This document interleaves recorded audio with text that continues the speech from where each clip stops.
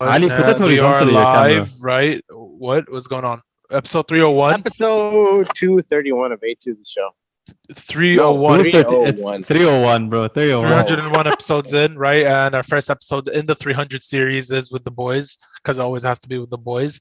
How are you guys doing? Yeah. What's going on? We have Amir from Velocities. He has his own his own YouTube channel. Go check it out. Velocities. I keep getting it wrong. I'm sorry. We have Saeed Jamal, right? Saeed Jamal show. We have Ali in the beach wearing the at the bucket Rogers hat. Beach. Yeah. Right. How's it going, boys? How's life? What you've been up to? Well, we have. This is 50 episodes late, but now we have the A2 shirt. Yeah. And check it out. Okay. There's only three more shirts left. So three more shirts left. So go buy your shirts before they sell out. Yeah. Right. They will never be released again. That's it. That's the one-time deal thing that's going on. Boys, Memento Mori. Amir, would you like to explain? Oof. Okay, I like Memento Mori, so we'll talk about it. So the story of Memento Mori, it's a Latin phrase, right? It started when, in ancient Rome. So suppose you're a general or a commander, and you just, you slayed some I don't Barbarians. know, some barbarians. I was gonna say hoes, but but suppose you slay some barbarians. I don't know who did the Romans fight. Let's Google that. I'll do that for you. Who did the Romans fight? The Persians, no? The Greeks, the Persians, the British. There's Greeks, also the Vikings. Vikings, British. Yeah. All right, so suppose you Before they became British. You fought the Greeks and you just won a battle, the battle of, I don't know, Cannae or Arasio or whatever, one of the battles, right? And so you came back and you're paraded, you're this commander. I don't know, give me a Roman name. Julius. Julius, yeah, okay. Nero. Nero, I love that one. Let's go for Nero. Alexander the Great. Too cliche. Alexander was the Commander was Nero. Bro. He just enslaved some Greeks. He has he has 15 maidens now, and he's celebrating his victory. And he's being paraded through the streets, and everyone's happy he's there. And they're like, bro, you're the best. You're so good. Oh, my God, you killed everyone. That's so amazing. Yeah. But then there's some people at the back. There's a bunch of slaves who are like, yo, Memento Mori, though. Right? And what Memento Mori means is, remember, you must die. So this guy's celebrating is the best day of his life, and some bitch behind him decides to basically, ruin the mood and be a buzzkill and be like, hey, one day your turn's coming up, bitch, right? Yeah, remember that you must die. Okay. Memento is the Latin word for memory or to remember, and more or more, I guess, is death, right?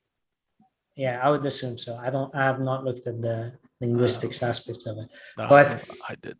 And besides it being absolutely hilarious as a concept, it's nice that they did that, because in their mind they'd be like, oh, those people, they're coming back with this mentality. I'm so good. I'm so strong. I'm the best guy ever. It's like, calm down, chief. Before you lose your day will come. Don't get too prideful. That's gonna backfire, because when you're too prideful, you don't pay attention as much. You're too inconsiderate. You lack empathy. You're not going to care for the people, and you're definitely not going to care for the slaves, which is why the slaves were the ones that were pushing this message.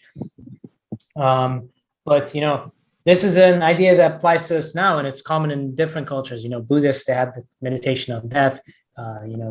The Celtics used to, have very long rituals about, the dead and how they would bury them, and they sing and they dance and they write songs about them. And the Vikings did that too. And, you look at Samurai Zen, they did that as well. They did the samurai before he left his home, he had to make sure that he had already visualized his death and he had died, and he had to get past that. And so the strength that comes from this is that, you recognize your mortality. And I think there's so many lessons that could be derived from that. But in our case, I don't think it's an issue of pride or self-confidence, but rather I think in our case, it's because we're so afraid, right? So we're so afraid of loss. We're so afraid of losing things. We're so afraid of falling into illness. We're so afraid of losing our possessions. And so for us, contemplating something like death is a way to ground us. Like, look, man, you're gonna lose stuff in your life. You're gonna be upset. You're gonna face disease, and it's fine. Like, that's not where life stops. And so, actually, CBT, cognitive behavioral therapy, what they do is, if someone is suffering from anxiety from a certain situation, one of the things they do is they say, oh, listen, you're really anxious about this thing. Okay, so this is what you're going to do. Every single day, you're going to think about it for 30 minutes. And then at the end of the week, we're going to talk about it for an hour. Yep. So, but the concept of death is very, very humbling, I would say. It's a very, I think what the slaves, although I called them a bunch of buzzkills in the beginning, but I think even in our religion, right, like in Islam, we keep reminded that, hey, one day you will die, so do the best you can do before your time comes, right? And it doesn't matter who you are, where you are, what you are in life, you're going to die. I remember a good story of Prophet Suleiman, right? One of his friends was like, there's a man that keeps staring at me and I don't know what to do, and he keeps giving me a weird look. So the Prophet asked him, which man are you talking about? He pointed at him. He said, oh, that's the angel of death, and that must mean your time is near. So the guy asked the Prophet, who had control over many things as well as the wind, right, to take him to a far land such as India, right? The man was taken up by the wind, pushed all the way to India, right, where he stayed. And as soon as he landed, the guy died. Turns out he was set to die in India. Now, it's not just this religion. It's many different religions. They tell you the same thing, right? Be comfortable with the fact that one day you will die. So what I want to ask and kind of explore with you guys is the fear of death. Where does that stem from? Where does that come from? Even though most religions say do not fear it, it's something you will experience. I personally don't like the fact that religion does say that in some cases. I don't like the fact that it says, you shouldn't be afraid of death. I think being afraid of death is very reasonable as far as as far as I'm concerned. Like, you're gonna die, that sounds horrible. Like, but everything that you're experiencing now, it's gonna go away. And I don't think fear is necessarily the enemy in this case. I think fear is something that you can live with, you can understand, and it can be a source of inspiration. It can be a source of, it could be a driving force for you to do the things that need to be done. If you're afraid of death, if you're afraid of losing someone that you love, maybe that means you'll appreciate your life more. Maybe that means you'll appreciate those around you more.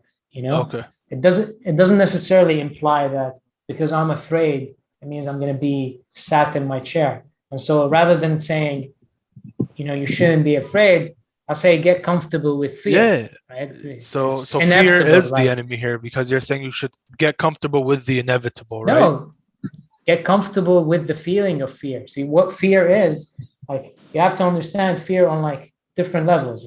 We're biological, there's the physiological effect of fear, there's the psychological effect of fear, and there's that environmental effect of fear. And it's like the way it affects your perception as well, right? The role of a conscious being, or the role of or even if you want to say the role of a guru or a teacher or whatever, is to help guide you, just to be aware of those things. So he, in one way or another, wants to be aware of what kind of effect does fear have on your physiology. So then when you understand what kind of effect it has on your physiology, you understand why your body feels the way it does.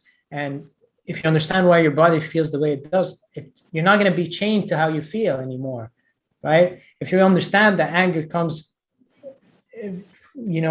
from the inside out, and kind of your body starts burning up, and your heart rate increases and everything, and you can also understand that when that happens, it doesn't mean you have to break stuff. It just means you need some time to calm down. And you can understand your physiological experience with fear, and similarly, you can understand the psychological experience. And what fear does is it makes you backtrack a lot. You, in terms of thought, it makes you look into the past a lot, or it makes you really anxious about the future. And it kind of takes away your attention from what's happening right now. It really distracts you. You don't think clearly as much anymore. And one of the ways to kind of like hack that, though I don't like those things, because when people hear, hack, they think, this is a one size fits all. Oh, let's just do this, you'll be good to go. But one of the ways to hack that, for example, is like, okay, I'm too afraid. I should probably jump into something, right? Like do something, get my mind engaged in something, and that takes away some of that psychological aspect of it. But it also affects your perception in ways. When you're afraid, you don't look further into the distance. Your vision is constrained to what's around you, because you need to know what's around you, because that's the important thing. That's what your body thinks is important. It doesn't pay attention to the higher frequency of sound waves, because also those aren't so important. There's certain wavelengths. So your perception itself gets entirely limited because of what's happening in your physiology and what's happening in your psychology. And so when you do that, when you understand that, whether through meditation or whether through putting yourself in the experience of fear, you become more accustomed to it, you become more comfortable with it. And that leads you to a more fruitful experience of life, even when fear is there. Because think of it this way, right? Like we were talking yesterday about money. Money is a tool, right? And your emotions, they're kind of like that too. They're not so much as tools as they are like guides to your life. But suppose you're feeling energetic, you could go do some dumb stuff, but at the same time, you could also do something that brings meaning to your life, that adds value to other people's life. So how the feeling affects you and what you come out of it with, that's going to vary depending on your awareness of that feeling and your understanding of the human condition, your understanding of your own self. And that's what I think is the biggest priority for people right now, is just to be able to understand that. Let me do this quick experiment, right? Boys, hands up if you have fear of death, or that you have a fear that one day you're going to die. You know what, man? I don't fear death, dude. You know what? So To be honest with you, yeah, life is just like a sand grains, dude. It's like a sand clock, and oh then my god, here we go. it's gone, pretty much. Yeah, okay. Once you realize you have a limited amount of it, and every day is a grain, dude, it kind of makes everything more like fast. Like you have to do everything fast, pretty much, and it's kind of hard because you kind of want to slow down and just experience every moment in its moment, but also how short life is. What about you, Saeed? So you kind of want to hurry up. All right. Saeed? No, I don't exactly fear death. Now, obviously, in certain situations where you put in like fight or like survival Fight or mode. flight, yep. Adrenaline. Yeah, basically, yeah, there might be a certain fear, but that's because mainly if someone's pointing a gun at me. But the whole concept of death, no, I've kind of accepted it instead of pushed it away, in a sense that it doesn't have to hinder the way I think and the way I act. It's like, okay, fine, if I'm gonna die, if it's gonna come, all right, fuck it, I'll accept it. But because if I let it, like, if it's always on my mind, it's gonna have a negative effect on me, and I don't want that to happen. Now, maybe later on, as I grow older and my responsibilities change, if I have a family, my perception might change due to my circumstances. But for the time being, no, I'm okay with it. I guess for me, it's more of I accept the fact that one day I'm going to die, regardless of how, when, and where, right? For me, it's just, as Ali said, life goes too fast for me to constantly fear something or keep that reminder of, oh my God, I'm going to die one day. I mean, I know every day that, hey, I might die today, I might die tomorrow, I might die in an hour, so I might be the best I can be before it happens, right? I'll be the best me, or the best version of me I can be until then. I think that's why many religions ask, hey, don't fear something that's bound to happen, just do the best, right? Because if we do fear it a lot, it's just going to put us in a space where some people do, as you say, Amir, they're going to be like, you know what? Oh my God, I might die. Let me get comfortable with this and try and do as much. Some people just freeze and they think about it all the time and they become overcautious and do retarded shit that, is going to end up all for nothing because they're going to die. Yeah, but if someone's afraid and you tell them, oh, just don't be afraid, that's... that no, it's work. It's not like that. It's more like accept the fact that this is going to happen. Even if you accept it, it's not going to take the fear away. How? I mean, I accepted this fact. I'm no longer afraid of. That's your experience of life. Like if someone's afraid of heights, right, and then you tell them, oh, accept that you're afraid of heights, or like accept that you're in a safe place now and that the height doesn't matter. That's not going to fix their phobia. That's not going to fix their fear. When you tell someone accept the fact that you're going to die and they see that all around them people are dying, then they're going to be like, you know what, this is life. It's not. You don't. I'll take the heights, right? Let's take the height as an example here. I'll explain it better. I was afraid of heights until I stepped on one of the highest jump for the pools. I don't know. Burj Khalifa. No, man, no. No. Yes. Wrong?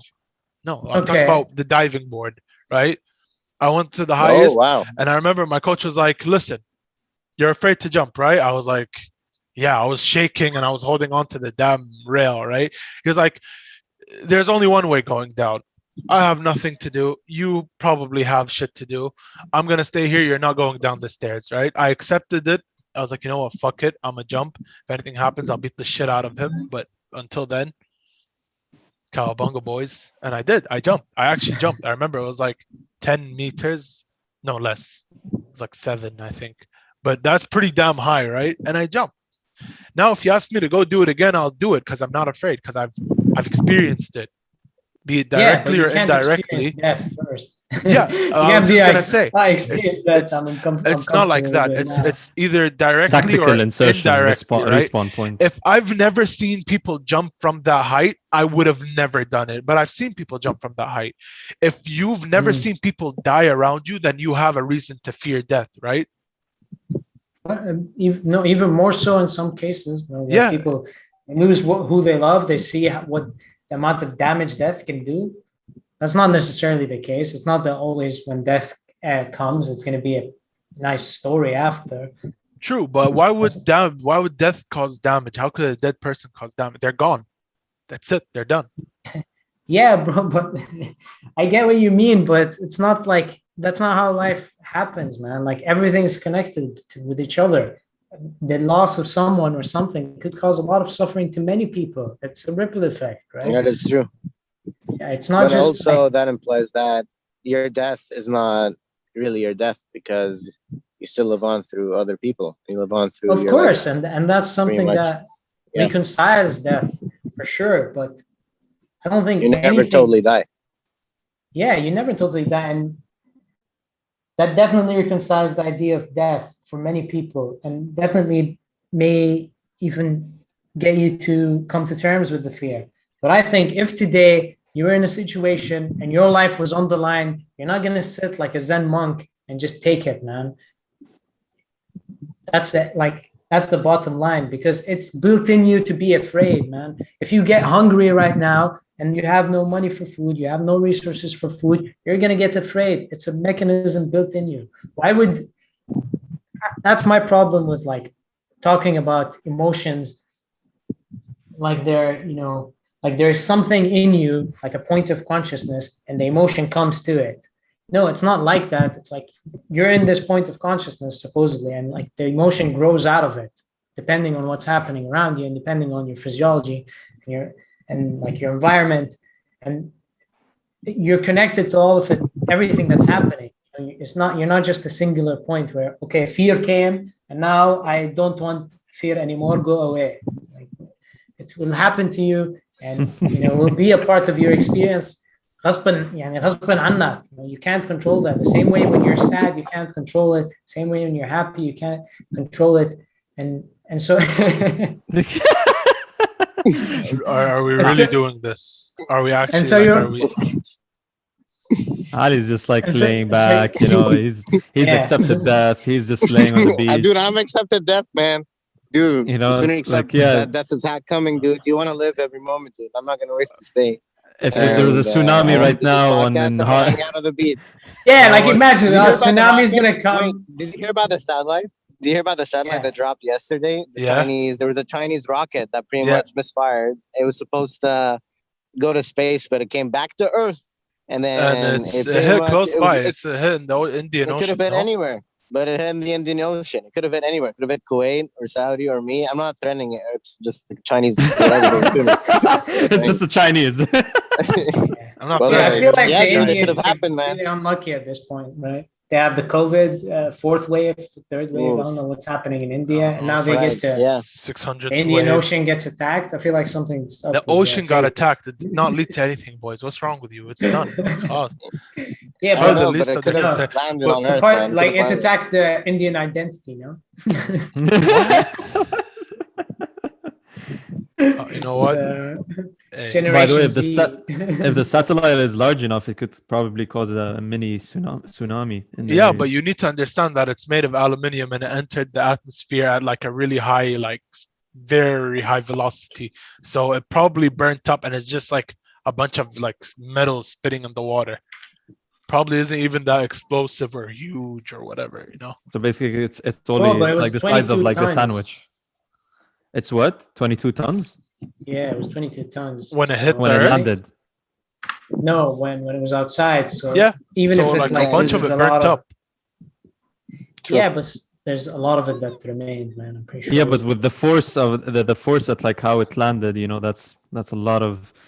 No, sorry, the acceleration of it was when it landed creates a lot of force. Yeah, which, but if you look know, at where it landed, it's people at the shores of India are probably experiencing a wave pool effect. Like, oh, the waves are a little bit bigger today. You know, Rio de, yeah, like let's be honest. Like if I show you a map of where it landed, you guys are gonna laugh. You're gonna be like, okay, and. But if it was a tsunami, we would have heard about it on the news. No, like at least a bigger wave than usual or anything. I don't know. yeah. But the thing is, the tsunami doesn't usually happen the next day or anything. Like it takes a couple of days or like a week or something for a tsunami to hit. Like because I usually thought what it was a happens couple is of hours. how does a tsunami so happen? Ali, It's like when there's an earthquake in supposedly the you're ocean. like, Yeah, if there's an earthquake in the ocean, then like in a week's time, because like the water builds up from that earthquake, and then it hits on the shores. That's how you know. That's how when a tsunami happens. Let's see. How long does it take for a tsunami to form? takes a long time sometimes. Once generated the tsunami wave in the open ocean can travel at speeds greater than 800 kilometers an hour. These waves travel across Pacific Ocean less than once a day. Can reach coastline in just minutes.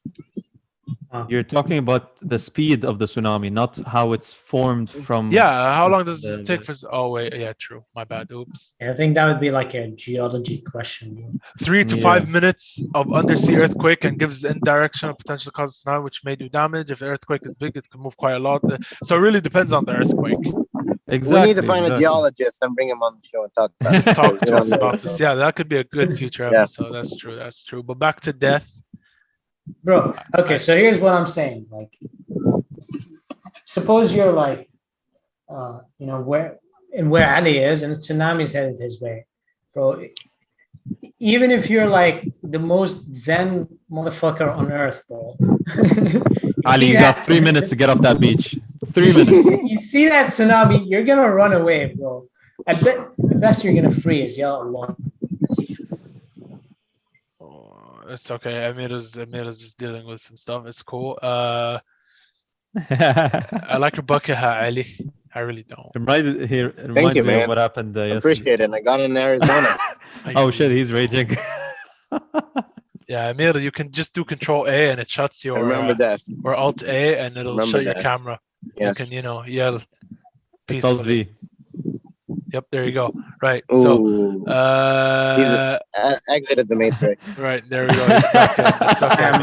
Don't worry about it. Don't worry about it. Bro, it's like it's becoming a pattern, you know, like every episode now is like we see Amir. It's like raging at something.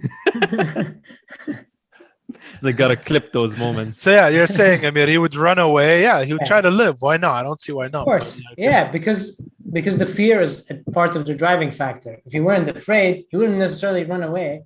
So fear is important in like. I would grab a surfboard. Important part of it. Wait. Question. Ali, can you show us the other direction from the sea?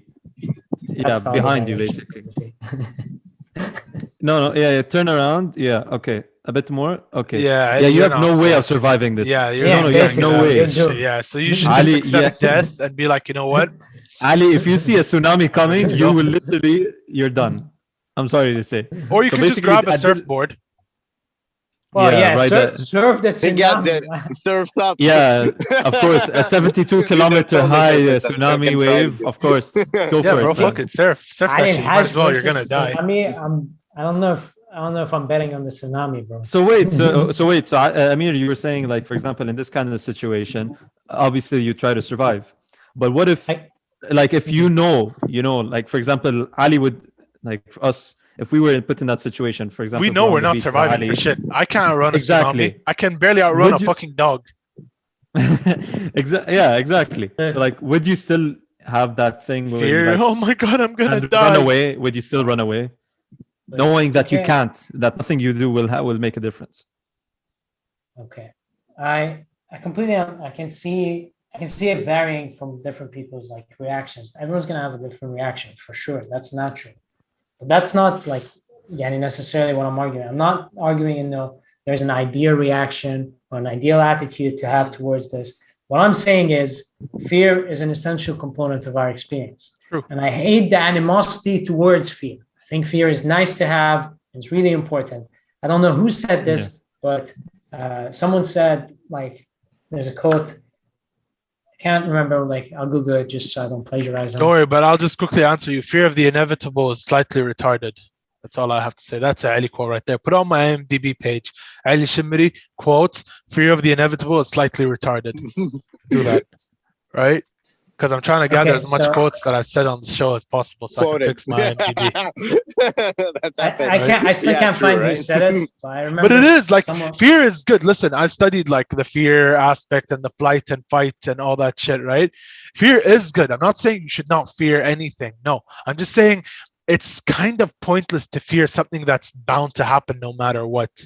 That's it. Like if a lion came in the room, fuck it, I would be afraid. I'm not saying I'd be like, oh, you know what? Let's go. No, I'd be afraid.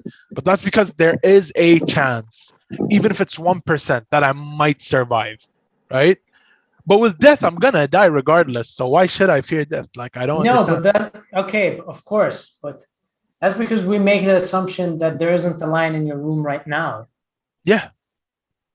Right. Okay. Which is a fair enough assumption. It's not necessarily like the case. Yani. What I mean is, like, there is always a metaphorical lion like hanging nearby you. You could die at any moment, right? Some people have that realization really close to them, man. Like, I'm not attacking you for not necessarily being afraid. You're not attacking me in general. I'm just, it's a healthy conversation. But, I don't see why you're seeing it as an attack.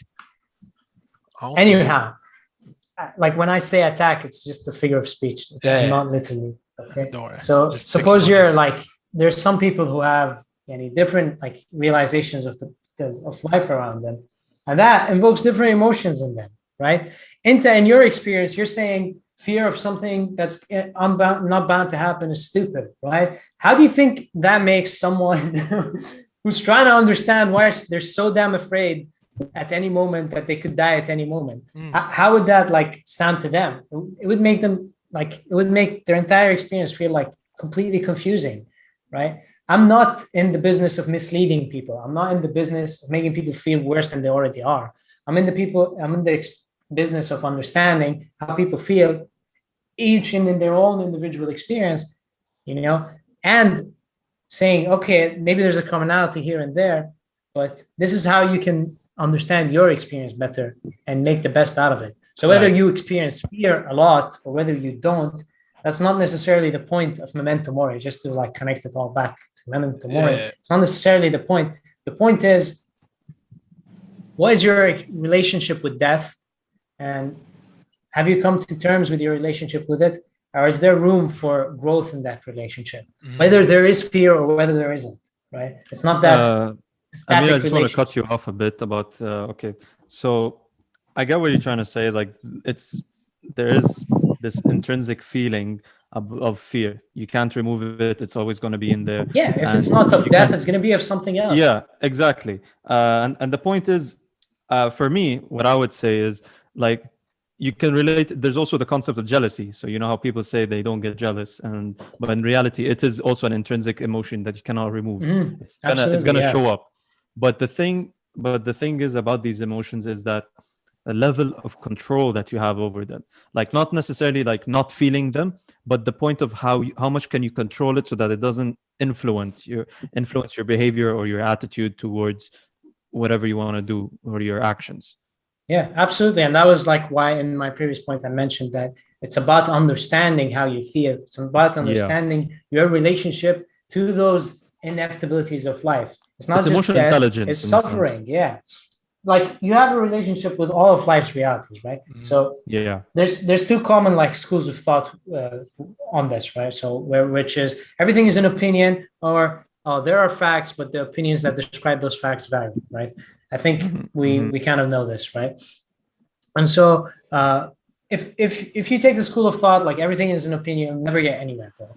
But if there are certain facts in life and that you can have a relationship with those facts in life, such as death is a fact, the fact there's other facts, there's implicit facts that we have built into our system, such as the fact that you need to have money, you need to work, the fact there's other facts that you need to eat, that you need to poop.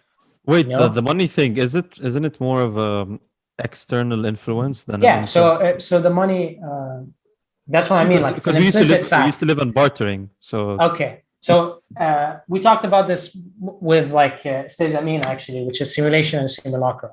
And when something imitates reality so much that it becomes an implicit truth in it, it becomes part of like simulacra, which is it's not really reality, but it's imitating it in such a way that it's become built in that you can't really say it's not fact anymore.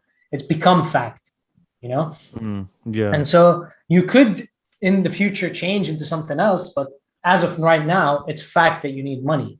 It's fact that you need those things and you need to eat, but there are some more, traditional facts.